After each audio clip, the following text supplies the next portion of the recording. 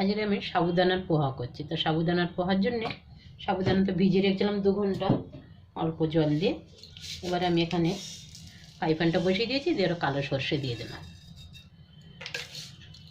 তেলটা আমার গরম হয়নি, ফট করে দিয়ে দিলাম কালো সর্ষে। 2 মিনিট পরে হয়ে যাবে। এখানে আমার তেল গরম হয়ে গেছে।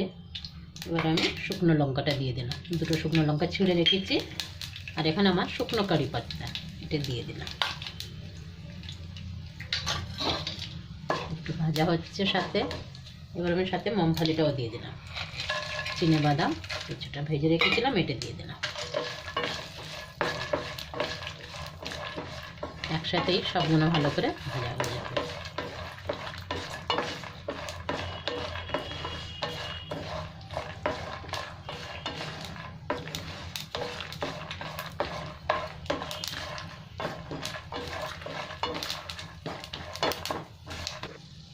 এখানে আমার চিনে বাদামটা ভাজা হয়ে গেছে। এবার আমি সবগুলো উঠিয়ে নিলাম।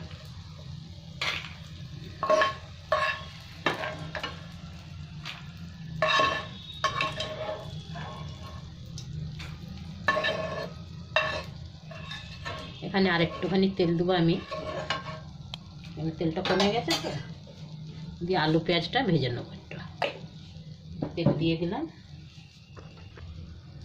এখানে আমি একটা পেঁয়াজ কেটে রেখেছিলাম, এটা দিয়ে দিলাম।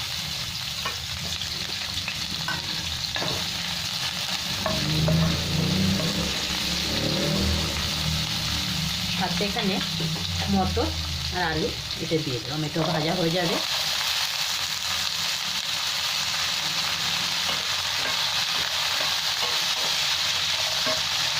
এখানে একটু নুন আর হলুদ দিয়ে দেবো।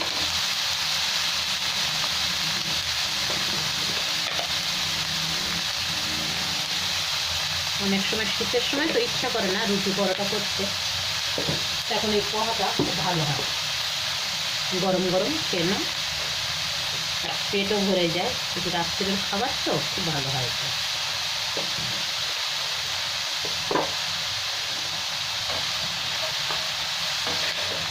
আমাদের বাড়িতে চিড়েরও হয়, আবার সাবুরও হয়। সবাই খেয়েও নেয়, খুব খুশিতে। এই জন্য বানাতেও খুব ভালো লাগে এইসব খাবারগুলো। এর মধ্যে আরও সবজি দেওয়া যায়, গাজর, মটর, ফুলকপি। মটরটা আমি দিয়েছি, বিনস একটু কেটে। এবার আমি ঢাকা দিলাম, আলুটাও সেদ্ধ হয়ে যাবে। এখানে একটু ঢাকাটা খুলে দেখছি আলুটা সেদ্ধ হয়েছে নাকি।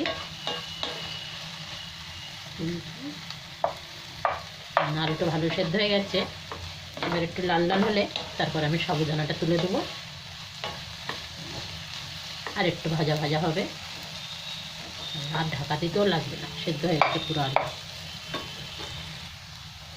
এখানে এবার আমি চানা মশলাটা দিয়ে দিলাম 1 চামচ। এতে আর কোনো মশলা দেবো না। এবার আমি সাবুদানাটা উঠে দিয়ে দিলাম 1 বাটি। অল্প জল দিয়ে ভিজালে তাহলে এরকম হয়, বেশি জল থাকে না, খুব সুন্দর হবে।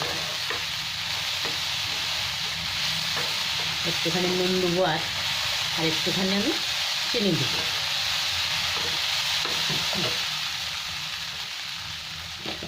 হালকা একটু নুন দিয়ে দিলাম,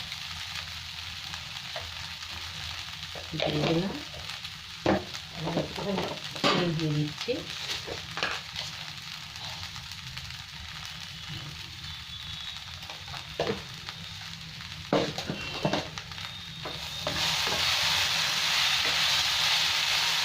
এতে আর 2-3 মিনিট এরকম করে ভেজে নেব।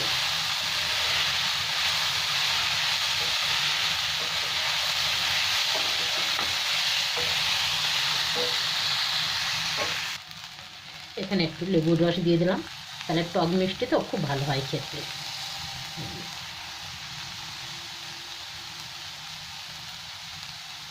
সাথে আমি এই মুগফলি দানাগুলোও দিয়ে দিলাম, ভেজে রেখেছিলাম।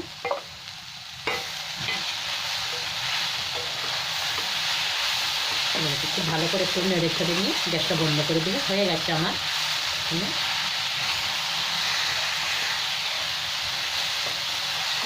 আপনাদের যদি ভিডিওটা ভালো লাগে তাহলে অবশ্যই লাইক, সাবস্ক্রাইব, কমেন্ট, শেয়ার অবশ্যই করবেন। ধন্যবাদ।